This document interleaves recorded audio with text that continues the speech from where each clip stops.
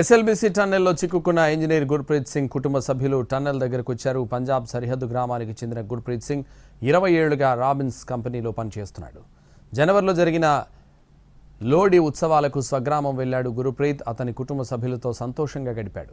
అప్పటి క్షణాలను గుర్తు చేసుకుంటున్నారు కుటుంబ సభ్యులు. మరింత సమాచారం మా ప్రతినిధి అహ్మద్ అందిస్తారు.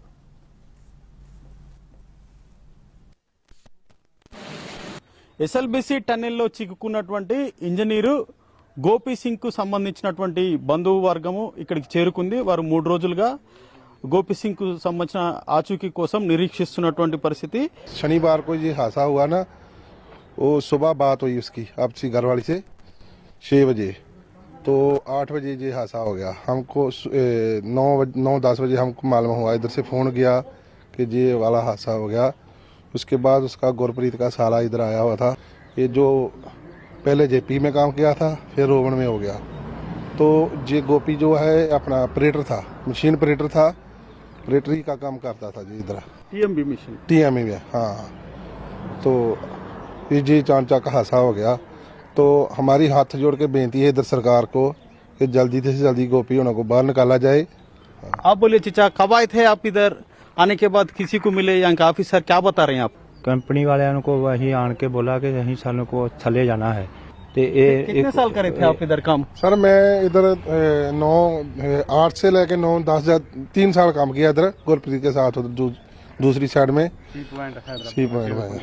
तो मैंने बोला सर कि अंदर जाने की हम लोगों को परमिशन दी जावे कि खुद जाके देखते हैं भी अंदर क्या चल रहा है. वो बोल रहे हैं कि नहीं अंदर नहीं जाने देंगे, मना कर रहे हैं. సో మొత్తం మీద గురుప్రీత్ సింగ్ ఇతను ఇక్కడ ఇంజనీర్ గా పనిచేస్తున్నాడు. మొదట జేపీ కంపెనీకి ఇంజనీర్ గా పనిచేశాడు. ప్రస్తుతం మాత్రం రాబిన్స్ కంపెనీలో పనిచేస్తున్నాడు. అయితే దాదాపు 25 సంవత్సరాలుగా ఈ కంపెనీలతోటే ఇతడు పనిచేస్తున్నాడని చెప్పి వారి బంధువులు చెప్తున్నారు. వీళ్ళు పాకిస్తాన్కి 2 కిలోమీటర్ల దూరంలో ఉన్నటువంటి గ్రామం నుంచి ఇంత దూరం వచ్చారు.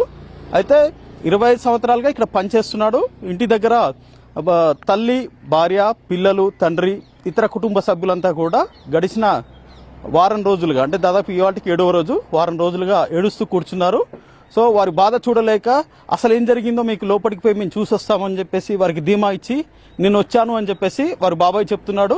ఇక్కడ పనిచేసిన అనుభవం ఉంది కాబట్టి తనని కూడా టన్నెల్లోకి తీసుకెళ్లి అక్కడ పరిస్థితిని చూపిస్తే బాగుండు. తర్వాత మా అబ్బాయికి ఏమైందో కంప్లీట్గా ఒక కన్క్లూజన్ ఇవ్వండి, ఏదైనా సమాచారం చెప్పండి, మా బంధువులకు చెప్పుకుంటామని చెప్పేసి కూడా ఆయన ఆవేదన వ్యక్తం చేస్తున్నాడు.